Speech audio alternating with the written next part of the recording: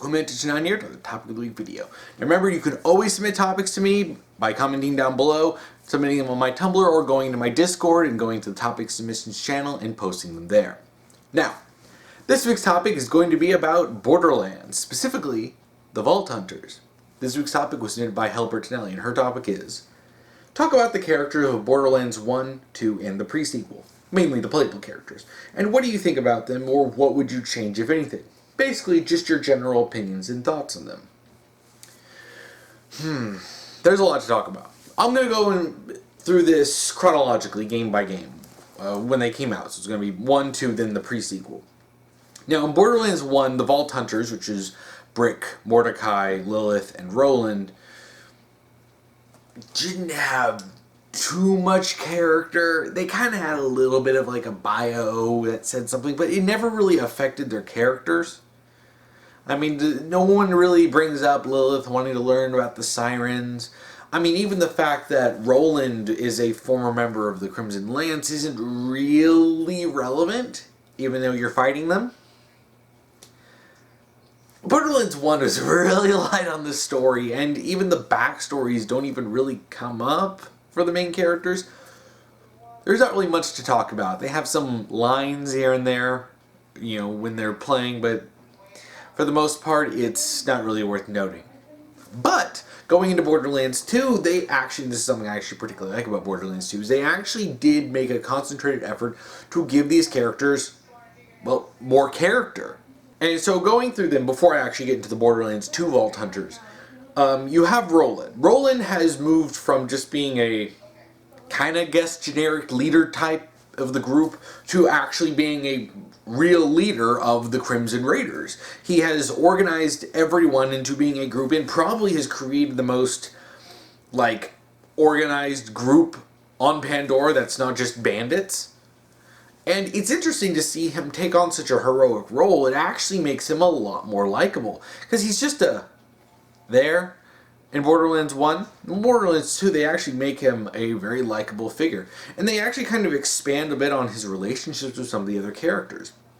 And as stupid as it is, Roland's death, which was idiotic and totally nonsensical, the fact that you get to go talk around to people and see that a lot of people from like Marcus and Moxie and Zed, like all of them adored and respected Roland. That did add to the fact that, wow, this guy is just, I really like Roland in Borderlands 2. And the fact that he's introduced just like tackling, you know, the loader bots and ripping their arms off and gunning them down, and like that was pretty good. But also, one thing they did is they added his relationship with Lilith, which I admit, when I first started playing Borderlands 2, because I knew that they were a thing before I played Borderlands 2, but I was like, really? Okay, the main guy and the main girl paired up, it's just a cliche. But then when I actually saw them interact in Borderlands 2, I was like, I actually like this. This really does add to their characters, especially when you see Lilith, who is very much like, yeah, chill, and does a whole bunch of like goofy stuff, and she's got this fun personality to her. And then you see her trying to interact with Roland, especially after their breakup, after she, you know, died in the Battle of New Haven. And you see she's kind of awkward. Like, she clearly really likes Roland. She still likes him. But she can be like really awkward when trying to talk to him, even when she's supposed to be in exile for you know, so that Jack doesn't find out that she's still alive, and she's still trying to contact him like, hey, how you going? It's really endearing. I actually quite liked it, and especially when they actually got together and they interacted again. I was like, wow, this is really good. And seeing that side of Roland, who he's always this really serious guy, always focused on the mission, and then you see him he has these sort of goofy moments with Lilith where he can be a little awkward, and I'm like, man, I like that. Just little stuff like that was just added in. It added to the characters, and it made them feel more like relatable, likable, and a little bit more fleshed out. Mordecai also got fleshed out a bit, which is funny because They really kind of focused on his relationship with Bloodwing and how much he cares for Bloodwing as his favorite pet, and also like his partner and fighting. I really like that until they killed Bloodwing off because my angst. But one thing that really is funny is this relationship with Moxie. That I did not see coming. And then they mentioned it and I was like, really? Because Mordecai is established as being like head over heels in love with Moxie, which is kind of funny. And he won the Underdome and confessed to her. And they started dating. And then you can see that even Moxie cared about him. In fact, when you do I believe it's the Raquel quest, when he wants to just get slosh drunk after what happened to Bloodwing, Moxie tries to stop him because that's very self-destructive. You always kind of hear about it, but when you actually see those back and forths with them, get to see their perspectives on the breakup and their relationship, you actually start to see something. And when you see the way they talk about each other, it's very clear that their relationship fell apart because of a really bad communication. Because it's very clear that Moxie straight up wanted Mordecai to do romantic things for her. She wanted him to say, "I love you." And for Mordecai, to show he cared, he did stuff. Like specifically when they bring up the Ruby gun. When she's going to offer you to give that to you in order to trade that for the Raquel that Mordecai wants. He gets mad about that and he's like, "I almost died getting that for you." And then you kind of start piecing together stuff as they talk. When she complains that she felt like he cared about Bloodwing more than he cared about her. And it's like, okay, yeah, you start seeing it. You start seeing why this didn't work, because there was a severe communication issue. And it makes, even though Moxie left Mordecai for Jack, you can understand why, because you don't feel like one of them was just a terrible person. You kind of understand why that relationship fell apart, and it could, if they got past that problem, they got past that issue, they could work it out again. But even then, you can still understand why Moxie, feeling unloved in her relationship with Mordecai, when she sees Jack come in as this super rich, good-looking guy, his name is Handsome Jack. He's coming in, he's the leader of Hyperion, he's dressed in a nice outfit, and he comes in all charismatic and funny. It's not hard to see why she would have fallen for him and left Mordecai.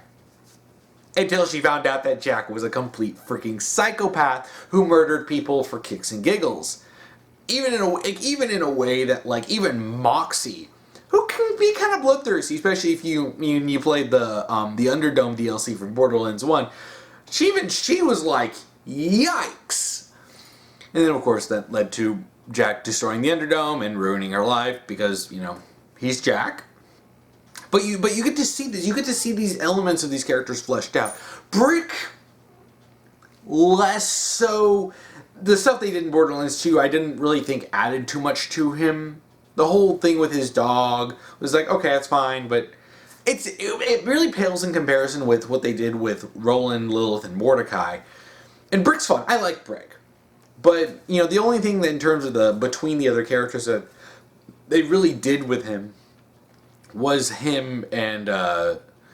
when he killed the guy who betrayed them to Jack before. When I played Borderlands 1, I went back, when I actually played it after Borderlands 2, I saw that character, I was like, he's just some random NPC.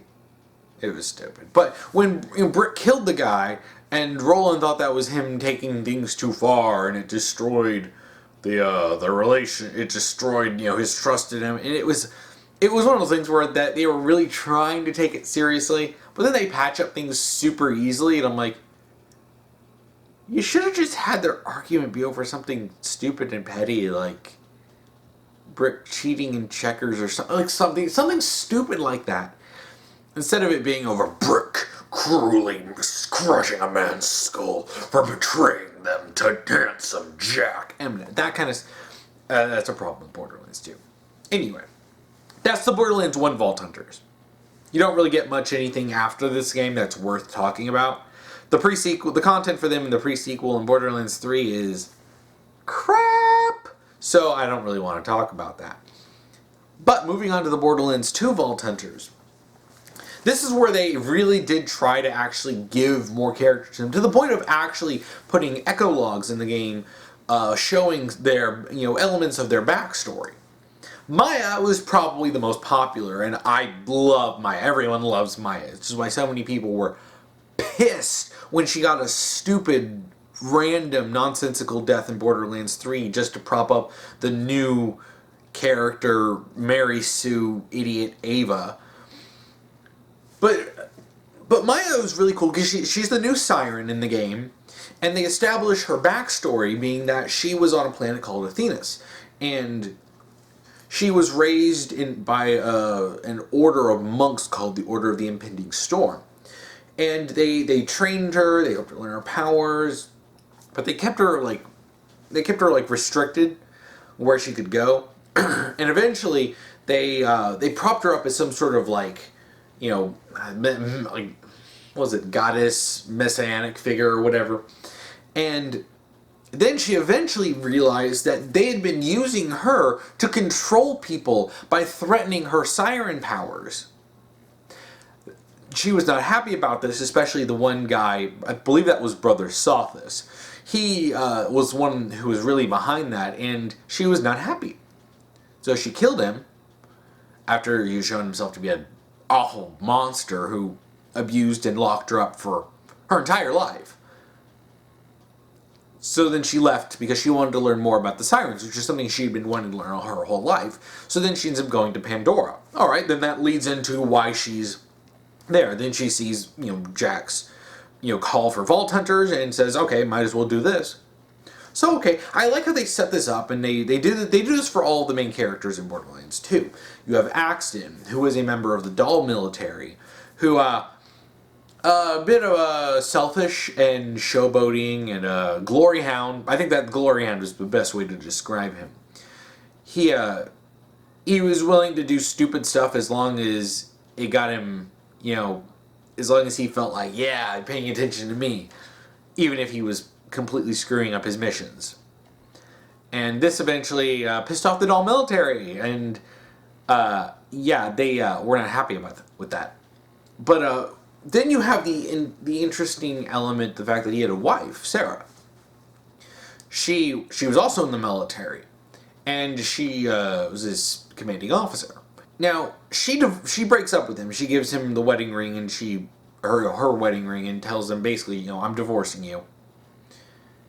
But then she straight up tells him, you probably shouldn't run off to one of the border planets, and and basically telling him what to do, and then helping him escape a little to keep him from. I believe he was going to be shot by a firing squad, which shows that she actually did care about him, and she probably divorced from him specifically because if they were tied together, yeah, that would probably be inconvenient for both of them. So there's a lot that you can really kind of unpack that because you get that conversation in one of the echologs. So you get to get that context and backstory for Axton, which is actually really interesting, and it adds to his character, especially because he wears that wedding ring around on a necklace around his neck. So it shows that he still really cares about his ex-wife. So it's like little details like that really kind of help flesh him out. Even if the stuff isn't delved into in the actual game, they actually do stuff where you have a concrete backstory that you can understand these characters from. Zero's the most mysterious one. He's an assassin with this cool high-tech suit and the mask which can put letters and emoticons and stuff like that. And he talks in haikus, and he's so good at being an assassin that he's bored. He wants something that's a challenge. Then he finds out about a Vault Hunter on Pandora. And decides to check that out. Very simple, but Zero is actually explicitly meant to be a mysterious character. He's not meant to have a fleshed out backstory, at least not when he was introduced. They could have done something later, but the whole point is Zero. They call him Zero as a number. He's not even supposed to have an actual real title. Though I oftentimes see people just call him Zero the Assassin instead. Salvador is basically the chaotic one. He's the one I would argue is the least interesting of all of the Borderlands 2 Vault Hunters, specifically because he's just meant to be the crazy one. And he's entertaining, don't get me wrong. He's the one who goes guns blazing, and he's the one who has a legitimately huge list of crimes he's committed. And everyone else is, even though the other Vault Hunters are like, huh. So he's just a fun, goofy character. And then you get into the DLC characters, which is Gage and Krieg. Krieg is on the surface, it seems like, oh, he's just a super psycho. He's just like, it's just oh, wouldn't it be cool if you could play as a psycho in Borderlands? But then you actually get into his character, particularly his trailer, which is interesting because even though he's a psycho and even though he screams the stupid, nonsensical, non sequiturs all the time, in his head, he has this rational voice, which is implied to be like the person he was before he was experimented on and tortured, to becoming Krieg, to becoming a psycho. And he's rational. He doesn't want to hurt people, but he does it anyway because Krieg is insane. But there's just that little bit that's trying to get out, and that is so interesting. It's something that really could have been delved into more, and they kind of vaguely touch on this in Borderlands 3, which is an absolute crime. Like, this is so interesting to actually delve into. Like, especially, okay, now this is a theory, and I want to emphasize this. This is a theory. Is the idea that Krieg is Tiny Tina's father, because they were experimented on with slag. Like, Tiny Tina's parents were experimented on with slag, and then supposedly killed, and Tina was driven insane by this, which is why she's so wacky and, zany. It's kind of like Tannis in that, where she's goofy, funny, but then you find out she has this horrifically tragic backstory. But, that's something that could have been done. There's, you have evidence, both for and against it, that you can use, and I've seen people debate this ever since Borderlands 2 came out, or at least the Krieg character came out. But it is something interesting that could have been done, and it is something interesting to talk about, at least, and discuss, to see, could Krieg be her father, or here's evidence for, here's evidence against, which I actually do like seeing people talk about this. It's a fun topic, and probably one of the most interesting, mysteries in the Borderlands universe. Then you get to Gage. Gage was fun. I really liked Gage, and she has kind of an interesting story. Because she's an 18-year-old who's like a high school student, and there was this competition going on, and she was going to be building a robot to for this, which ended up becoming the robot that she uses for her action skill.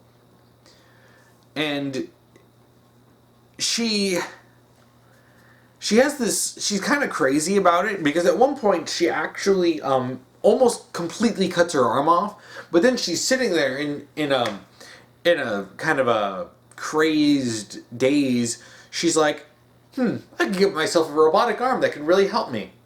And then she ends up slicing the rest of her arm off and getting it replaced. Or was it her right arm? I don't remember which arm it was. But, so she ends up doing that. She's a little crazy. But she's not an evil person. She's not sadistic or anything. She's not totally. But what's really funny is that her dad, Gage's dad, I love Gage's dad, and I might talk about him more at some other point. But Gage's dad is just this goofy kind of your typical, seemingly typical dad. But then he literally, when everything goes to crap for her, he helps her escape from the law. Dad of the year.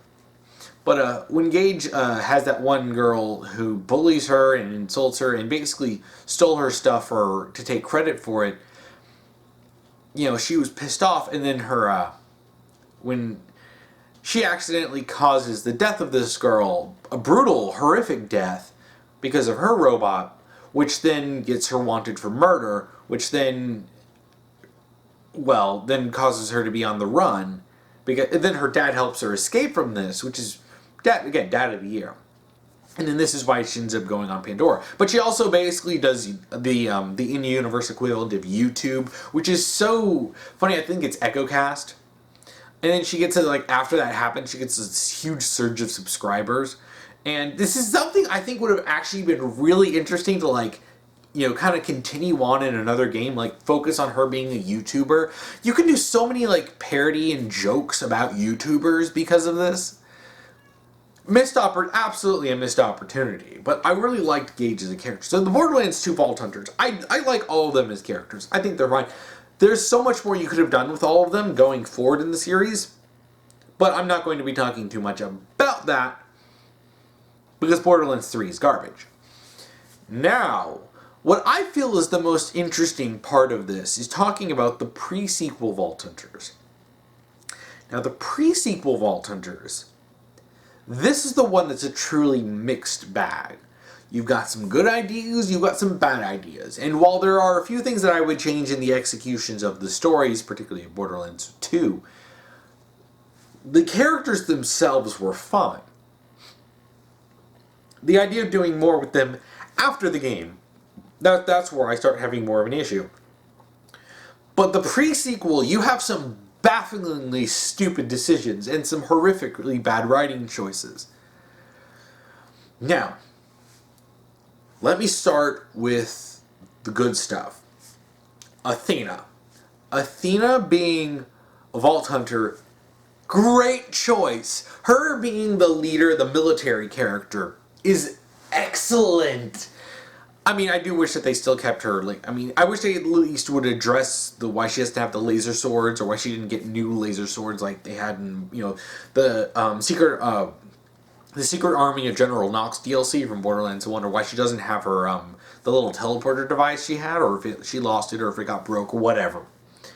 But, I like her new design. I think her new design is really good.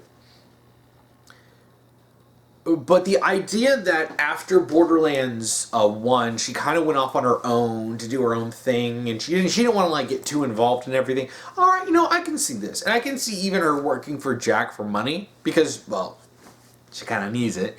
And I kind of like the fact that they actually have her, like, give up her resume and talking about how experienced she is. I really like Athena. I liked her in Borderlands 1. I really like her. I like a lot of the ideas of her in the pre-sequel. And I do like how she moved to having this gladiator theme.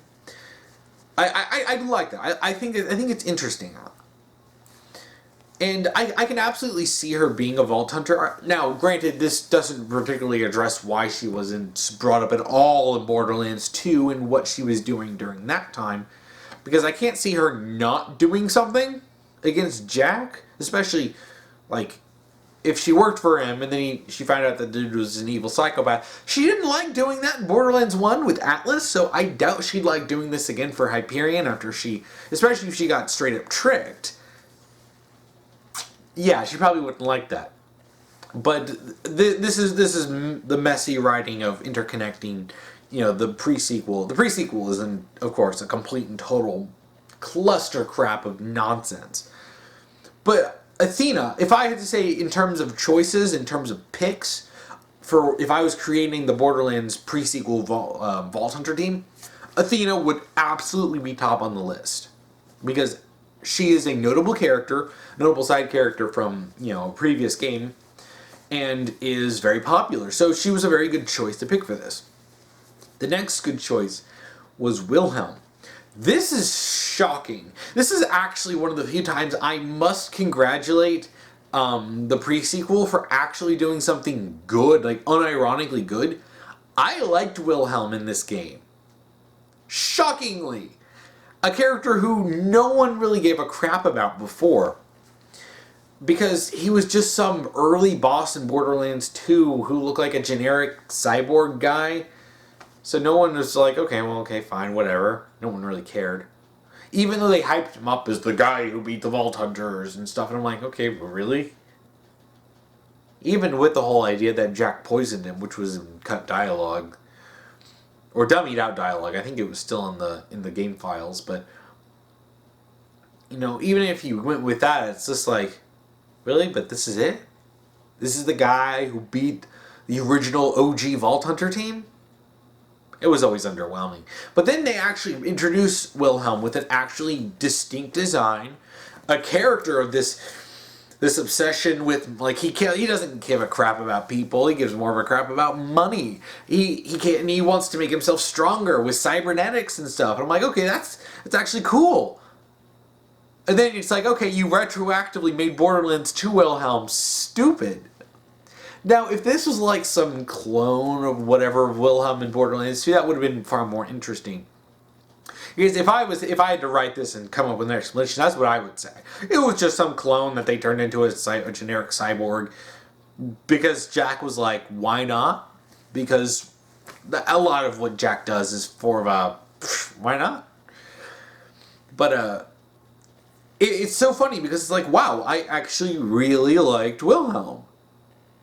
It makes me disappointed that they still tried to go, oh yeah, but then he turns into this generic nothing character from before.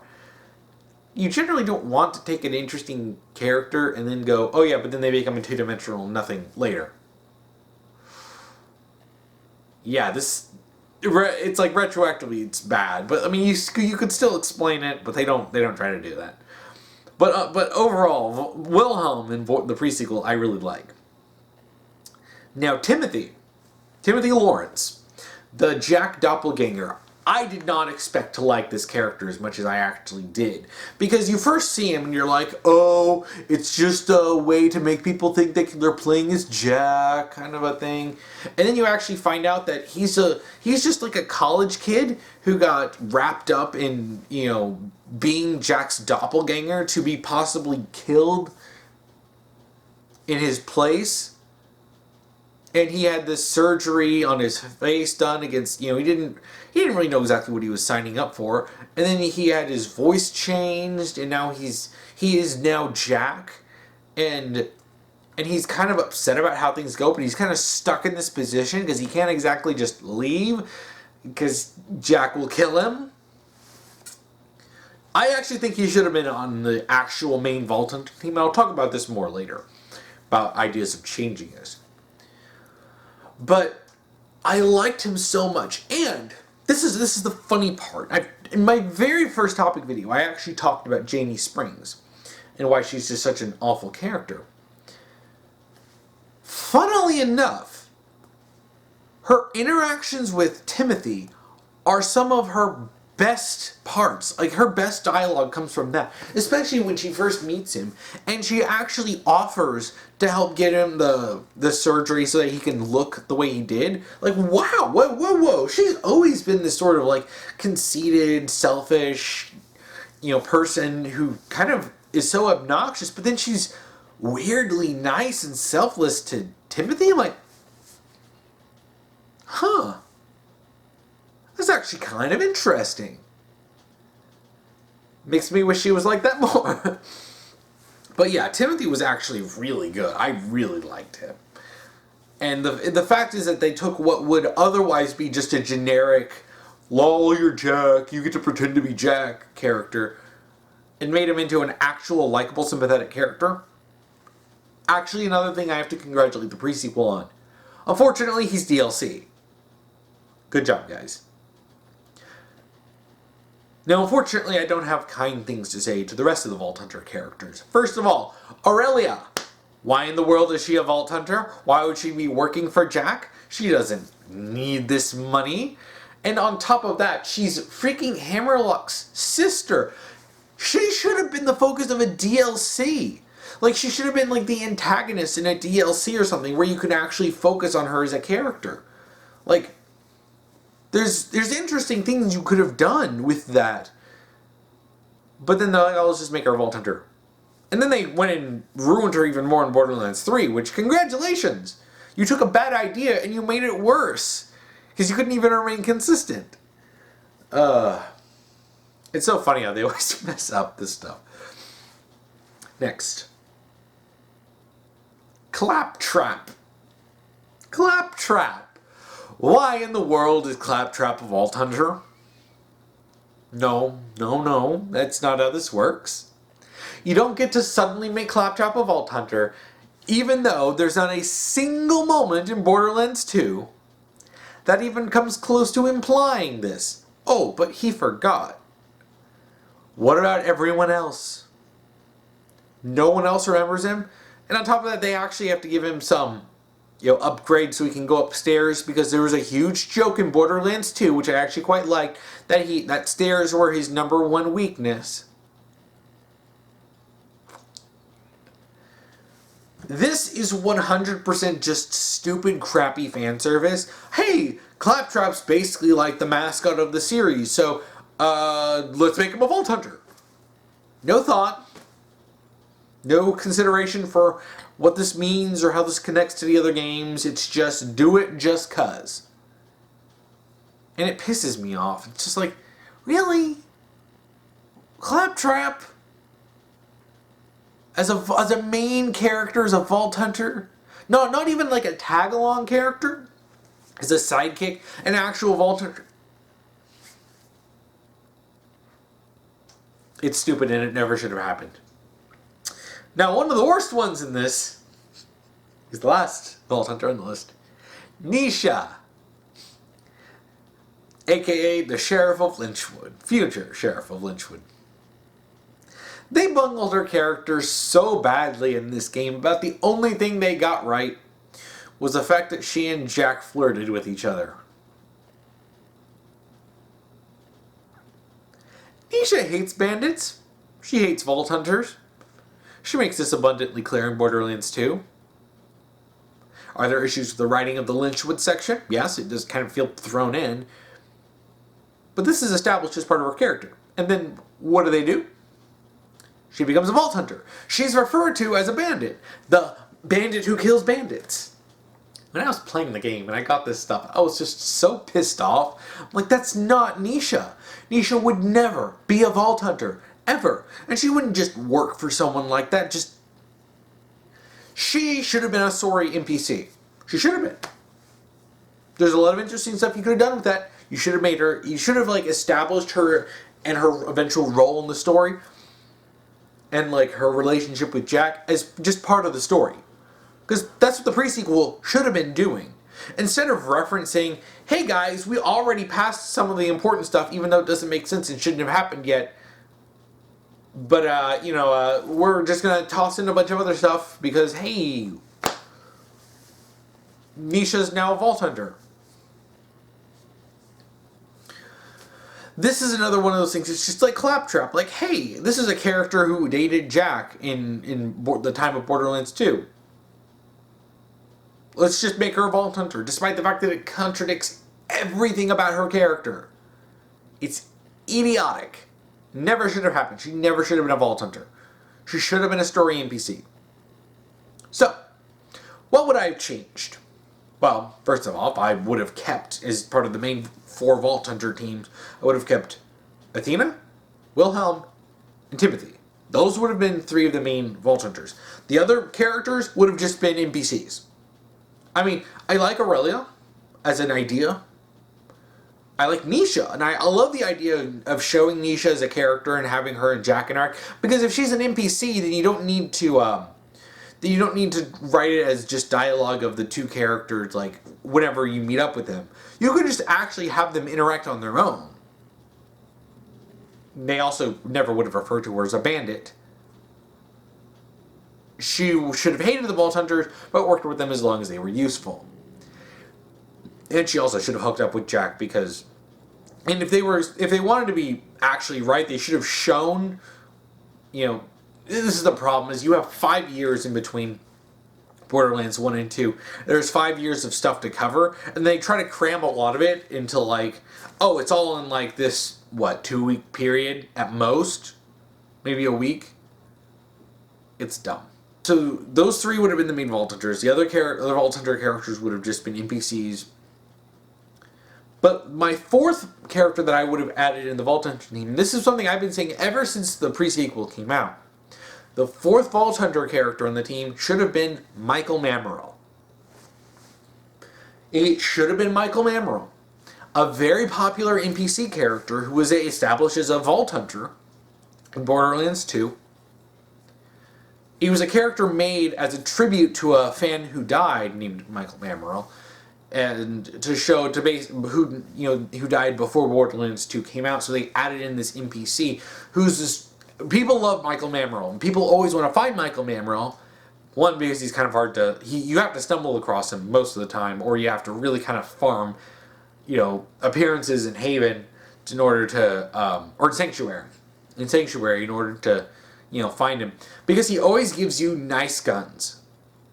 Even if they're not like guns that are good, even if you don't want it, you can still sell them for a lot of money. So a lot of people really liked Michael Mammerl. And he's always this really nice guy, like, how you doing, fellow Vault Hunters? And here, you need something? Here, just give us stuff away for free. And honestly, he would have been, and him and Timothy really would have been like the only really nice guys, because Athena, she's a good guy, but she's not like super nice. She's still rough around the edges, and she's got a whole lot of angst and tragedy in her backstory. But that would have been a really solid Vault Hunter team. You have Athena, an assassin from the Crimson Lance, and a former member of the Atlas military. Also a popular character from Borderlands 1. You've got Wilhelm, a notable character in Borderlands 2, at least in terms of the lore and the backstory, who works for Jack. So he's obviously the main one working for Jack directly.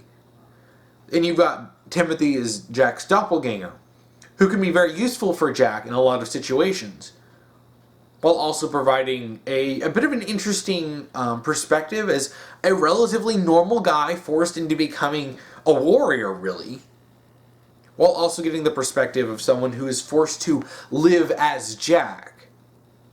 That's messed up.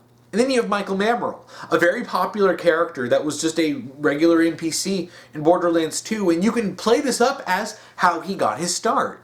This is a few years before Borderlands 2, and you can see, oh, hey, he came to Pandora answering the call for Vault Hunters from Jack, at least back then, and took the job, and then things spiraled out of control, and he eventually joins with, the Crimson Raiders and stuff. That is, like, you have everything practically gift wrapped for you right there, but they don't include Michael. And I know, it's like, I really wish Michael would begin, because Michael makes sense. The other characters, Aurelia, Nisha, they don't make any sense. Not at all. And they would have been far more interesting had they been allowed to just be their own characters as NPCs as part of a story, whether that's in the main game or whether that's DLC. Claptrap should have just been a character. And since you could even connect him to Michael Mammerl, and even because he actually liked Claptrap a lot, which is why they did the Claptrap doing the eulogy for him in that one video. But he still should have just been an NPC.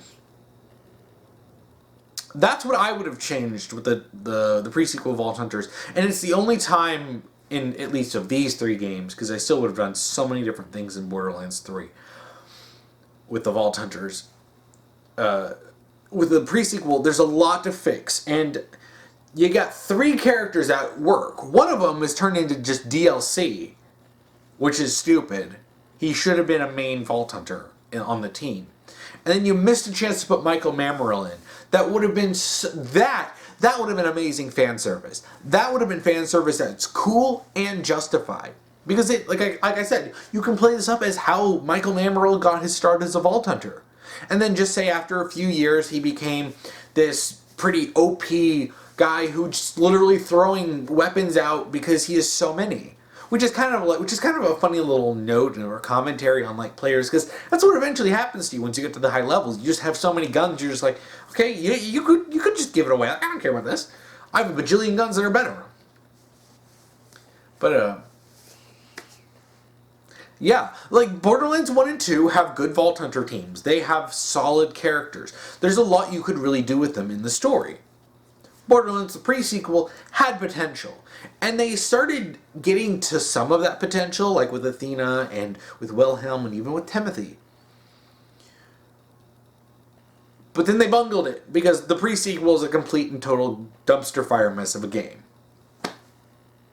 And really, that's all I really have to say about the Vault Hunter team in Borderlands, the pre-sequel. That's the part I really wanted to get to, because that's actually the part I had the most to say about, because that's the most that needs fixing.